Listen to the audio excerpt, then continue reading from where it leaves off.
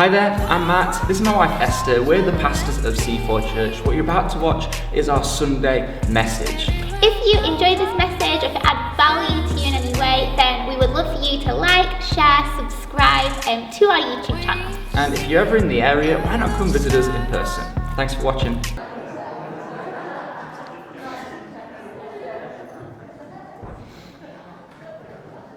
Okay, but you're all good? You ready to go? Yes? Yeah? Tim is. So how is your perspective this morning? See, it's funny how people see things, and Judah, he's advancing, he's changing every week really, and he's loving his numbers, he loves his letters, and he can count up to 10, and it can go to 12, sometimes a bit higher, but he gets a bit confused. He'll go 8, 9, 10, 11, 12, 18, 18, 18, 18, 20. And but he's pointing at the numbers, but he sees them differently. But it's funny how we advance and we change, and hopefully very soon he'll be able to sort those numbers out and get them in order.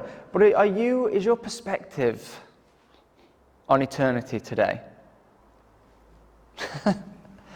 Like, well, is it on what you've had for breakfast? Is it what you're having for lunch? Where is your perspective? See, legacy of eternity. I think the Bible, it tells us to try and look at things through a lens of eternity. Because when we do that, it tends to change what we are seeing. Or rather, it changes the way we view it. Now, James 13 to 15 says this. Now, James, remember, he was the brother of Jesus. So, he's got a good reputation of being the man of prayer.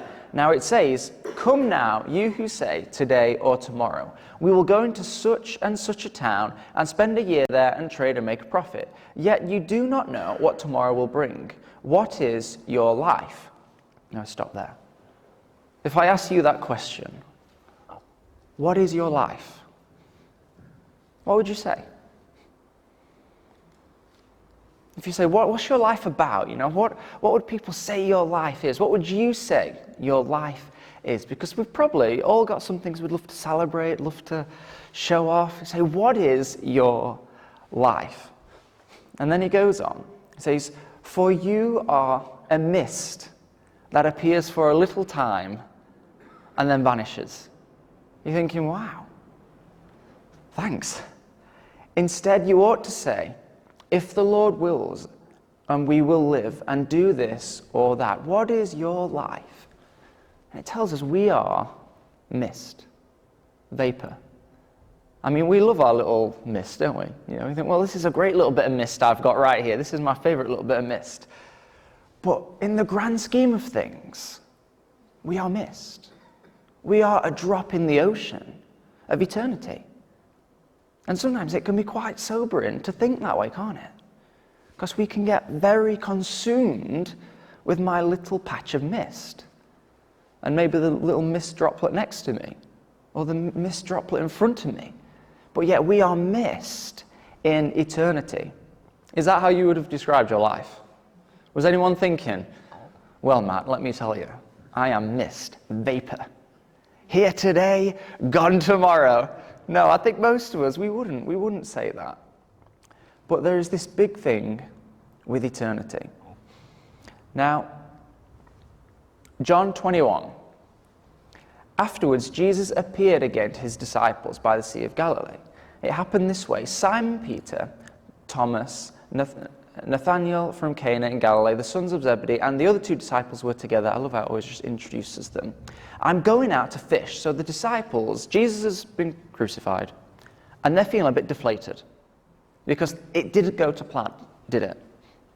They were expecting Jesus to just do something and overthrow the area and bring in a newfound freedom. And then he was crucified, and the disciples were thinking, okay, well, I don't know what to do. So some of them, they go out fishing. Maybe they're returning to what they knew. Some would say that. But they've also got to eat as well. So they go fishing. And Simon Peter told them, and they said, "We'll go with you." So they went out and got into the boat. But that night they caught nothing. Early in the morning, Jesus stood on the shore, but the disciples did not realize that it was Jesus. He called out to them, "Friends, haven't you any fish?" No, they answered. So they've been fishing all night, as they would do, and they've not caught anything. So they must be pretty disappointed, I would imagine, right? Yeah. Yeah, that's fair to say. If you know how to fish and you go fishing and you don't catch anything, you might be pretty disappointed. And then they see this person stood on the shore, but they don't recognize him. You know, because there's some stuff going on and they didn't recognize him straight away. And isn't that such a message for us? Sometimes we can't spot Jesus even though he's right in front of us. Have you ever had that? Sometimes God is doing something, working in your life, and it takes you some time before you actually even spot it. But right now, he could be working in our lives, and there's some part of our life that we can't see. So he said, look, have you caught anything? And they're like, no, we have not. He said, throw your net on the right side of the boat, and you will find some. When they did, they were unable to haul the net because of the large number of fish. So they've had the net on the left side all night. They've not caught anything. Jesus, who they don't really recognize, is stood on the shore and he says, I tell you what, try and cast it on the right. Now, how big do you think these boats were? Any guesses? 5 feet. 5 feet? I've heard others say 7. They weren't massive, were they? So what would you be thinking? I mean, would you have indulged him? Would you have thought, well, what difference is a couple of meters going to make? And yet, they had to move it from the left to the right, and then there were so many fish that they struggled to haul it back in. What do you think to that? Then the disciple whom Jesus loved said to Peter, it is the Lord. Don't you love how he introduces himself? You know, John. The disciple who Jesus loved. It is the Lord. As soon as Simon Peter heard him say, it is the Lord, he wrapped his outer garment around him, for he had taken it off, and jumped into the water. The other disciples followed in the boat, towing the net full of fish. For they were not far from shore, about 100 yards. When they landed, they saw a fire burning, coals there with fish on it, and some bread. Jesus said to them, bring some of the fish you have caught. So Simon Peter climbed back into the boat, dragged the net ashore, was full of large fish, but even with so many, the net was not torn. Jesus said to them, come and have breakfast. None of the disciples dared ask him, who are you? They knew it was the Lord. Jesus came, took the bread, gave it to them, and did the same with the fish. This was now the third time Jesus appeared to his disciples, and after he was raised from the dead. So I just think this is a fascinating little story we've got here. First of all, as we said, they were probably quite disappointed at not catching anything. If you ever think you're good at something, is anyone good at anything? Trick question. You're all good at something. You are all good at something. Now, if you're not doing so well at that thing, it's pretty disappointing. And so they were out fishing at night, and the scholars would say they'd put some torches on the boats, and they had to go fishing at night because they needed to sell it the next morning. They wanted fresh fish. So how do you get fresh fish? You fish at night. And they'd not caught anything, and then this interaction with Jesus happens. So they must be feeling frustrated. Have you ever felt frustration? Oh yeah. All too well. It is not a great feeling, is it? So they must have been feeling frustrated, and then he appears to them. And as I said, they indulged him a little bit. How would you have been in that moment if you're in the middle of a frustration and someone who perhaps knows nothing about that in particular thing is giving you advice? Have you ever had that? Yeah? Oh, there's a lot of nods there. When someone's giving you advice on something and you're there thinking like, well, actually, this is sort of my field of expertise, and don't think did you study that? No. But they indulged it, didn't they? Like, okay, fine. Well, I'm going to cast the net on the right. We'll see what 2 meters does. If nothing else to show him, what a suggestion. But, they went with it. Something in them thought, well, we'll give it a go. Even if it wasn't the right motivation, they thought, we will give it a go. And I think, how amazing is it that in this story, something miraculous must have happened, because 2 meters-ish made all the difference, didn't it? You know, it wouldn't have been that there was some natural divide and the fish just weren't there, but they were here.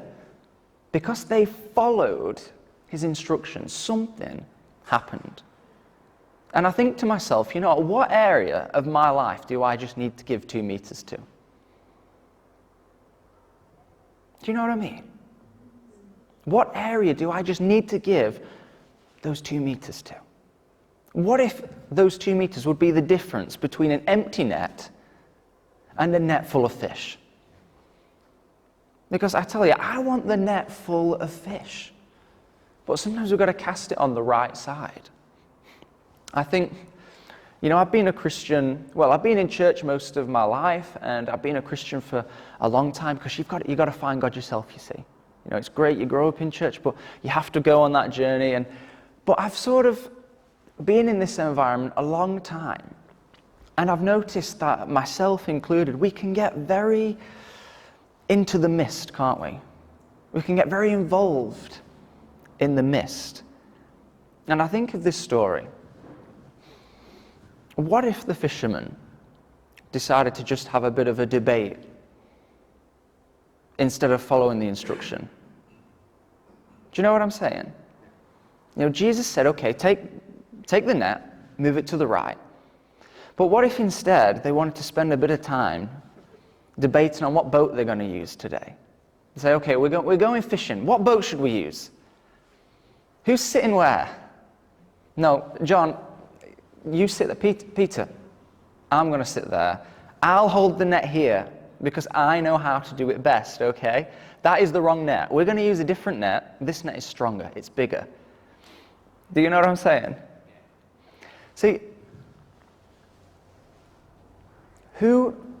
when someone's hungry, what do they want? They just want the food. You know, they're not bothered about what net was used, are they? They want the food. Do you know what I'm saying? See, sometimes we can get very involved with the process and the way something works, but really, when you take it back to a simple form, God speaks, he gives us something, and it takes an obedient heart to follow it, doesn't it? Yeah? Have you ever experienced that?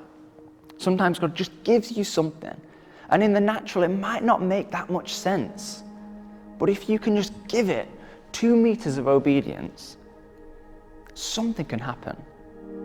Something can take place. You see, the Bible is full of stories where looking at something in your natural mind, your natural eyes, it might not make sense. But we see people again and again, they have to step out of that. They have to step out of that comfort zone, of that convenience. And then God moves.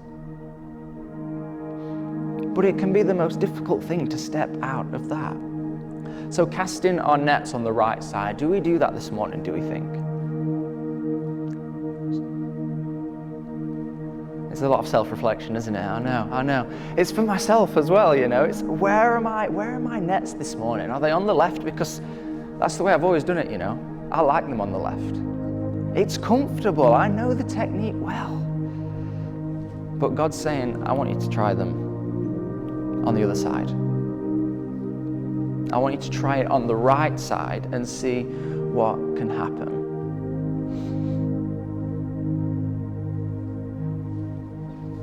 There's something in me that just wants to see God move. Does anyone share that with me? That just something, just miraculous to take place. But I know in my heart, you know, while it's up to him, you know, he has the sovereignty. He can move when he wants. So we also see this pattern that is often linked to partnership and obedience. You know, this was illustrated beautifully with the handing out of the bread and the fish to the 5,000. You know, I love that Jesus didn't just click his fingers and everyone was full. Because he could have done, could he not? He could have said, well, all power is mine. I can do any miracle. I see lots of hungry people in front of me. I'm just going to say, you're full. And I love how he did it. He said, no, what we're going to do is multiply this. I'm going to hand it to my disciples and they will deliver it to people who are hungry. And if we follow him, if we are his disciples, then what is he giving us this morning to hand out? See, in this church life, I don't want to get so caught up on what net I'm using, what boat I'm using. I just want us to catch some fish, if I'm honest. Does that make sense? I want to see a full net. And I know, one day I believe that you're going to have a net so big, you're going to struggle to carry it in to shore. And whatever that looks like in your own context, I believe God can bring overflow into any area of our life. What feels dry now, what feels barren and frustrating now, because there's just no change. You're at it all night. And it might think it's just hopeless, in vain, but actually, there is a harvest coming. It is. But you've got to stay with obedience, stay listening to God. And when he does speak to us, we've got to act. So, a big thing is we have to be called out of our comfort, don't we? Or our convenience. It's so easy to build a faith that's based on convenience today, isn't it? In some way, I don't think we've ever had it easier. We've got access to all this stuff online. We can pick a church all over the world and we can just tune in and watch it. We can make it so convenient. But yet, God's always trying to stretch us, to grow us, because he knows there's more within you. When's the last time you felt stretched with God? Maybe it was last week for some. Maybe it was last month or last year or 2 years ago for others. Does that make sense? You with me? Are you feeling energized and stretched? See, when we look at the cross, we all know it so well, but yet nothing about that was comfortable or convenient, was it? Maybe for us, but for Jesus, the very act of victory over everything else was something that brought great discomfort and was inconvenient to him. It was sacrifice, wasn't it? I just think, what a beautiful picture, that the very symbol that used to strike fear into people's hearts, a cross, it was a torture device, wasn't it? The Romans would reserve it for the worst. And it would strike fear into people's hearts. They would look at that and think, I am afraid of that. So I'm going to stay good, stay in line, so I don't end up being put on that cross. It is a symbol of fear. And yet now, we wear them around our necks, don't we? Or just we put them on our wall. We put a cross up everywhere because it's become a symbol of hope. The power that took this weapon of fear and destruction and now made it something we all have victory from. Because in that moment, he conquered death and conquered sin, but nothing about it was comfortable. And I think sometimes if we can just sacrifice 2 meters of comfort or convenience, I just think what could be achieved from that? What could God do through that? Shortly, we're going to go into communion, and I want us to reflect and really think about what areas of our life do we just need to put the net on the other side. There must be something for each one of us, because we can all get very comfortable with things. We all know the routine very well. We know our own lives very well. We know our little mist very well. But where could we just give 2 meters and see change? And I ask you the question, would you be willing to do that? I don't know what that means to you, but God knows. If he asks you the question, will you give me these 2 meters to see the net go from empty to full? What would you say to him? Because it might be hard. those 2 meters might be tough because we might have been doing something the same way for a long time. And changing it might be difficult. You know, I know as a church, you know, and going through this COVID season and everything like that and coming out of that, you know, we've been through a lot of change. And we'll probably be going through more change. And sometimes that can bring us a lot of discomfort because we get very used to doing it the way we've done it. It's comfortable. But you know, what's that quote about doing the same thing again and again? Exactly. See, it's madness to do the same thing again and again and expect it to be different, isn't it? And if we're stuck in a pattern in our life, if you're stuck in a pattern right now in your life or in your faith with God, and just the same thing keeps coming up again and again, it's like maybe sometimes, you know, we pray for breakthrough, but sometimes we need to just make a change. And even if that's a small change, a slow change, it's better than nothing. You know, if you can change 5% every year, in 5 years' time, it'll look a lot different. Because change is difficult. But as a church, and in my own personal life, whether the nets are on the left or the right, it doesn't really matter to me. What matters to me is if they're going to catch some fish.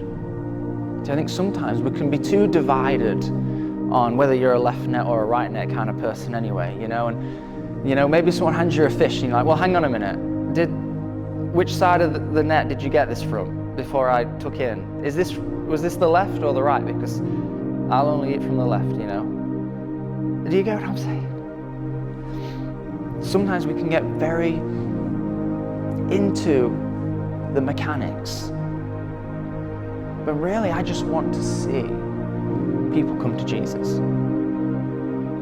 And to me, it doesn't matter what color the walls are or how dark it is or what. If people are coming to Jesus, that to me is the goal. Because the Bible says, the Great Commission, before he ascended to heaven, he told us, go make disciples of all people, baptize them, teach them to obey everything he commanded. Isn't that amazing? Is the main thing the main thing? Where are you putting your nets this morning? And are they catching some fish? Because I don't know about you, but I am hungry. And I know other people are hungry. And I know there's more than enough to go around because he's the God of abundance. But sometimes we've got to be willing to just make those changes to see that breakthrough come. See, he says he will make us fishers of men. So you're feeling like a fisherman, a fisherwoman this morning? You ready with your nets? We're going to go into communion. And again, we do this every week because we really believe in the power of communion. And though it's a symbolic thing, we believe in the power of the cross. And that every week, we come back to the cross and we say, thank you for what you did. And it's a fresh time for us to say, what do I need to leave at this cross? Because, we don't live in this passive state. We live in a contested space, don't we? Where the world is constantly trying to push us a certain way. Things happen to us, it affects our faith, our spirit, and we have to make intentional decisions to set things aside, whether again and again, and give it over to the cross. So this morning, what do we need to lay down at the cross, at the foot of Jesus, and just declare his power over? Declare that he is the King of Kings, that his grace, that his love is sufficient, and that he can make us fishers of men. We know that the bread represents his body, which was broken for us. The juice of the wine represents his blood, which was shed for us. This is known as the New Covenant. And it says those who come put their faith and trust in him, they're made new and right, and they enter into his family. And that is a great eternal victory that has been won for us. So we get the privilege, any one of us can come under that, into that, and receive eternal life. See, because sometimes we can forget what it's all about. that when I'm looking at things through a lens of eternity, things change. When I stay as vapor, I get very caught up on suffering, on things that are taking place. When I look through with the lens of eternity, things make sense. Because whatever we're living in today won't be forever. And the Bible tells us that the day is coming where every tear is wiped away, where every knee will bow, where the fallen world will become restored with him on the throne. And when we view things through that lens, our individual tensions right now, though they're very real and they matter to us, we can give them over to God and say, actually, you are the King.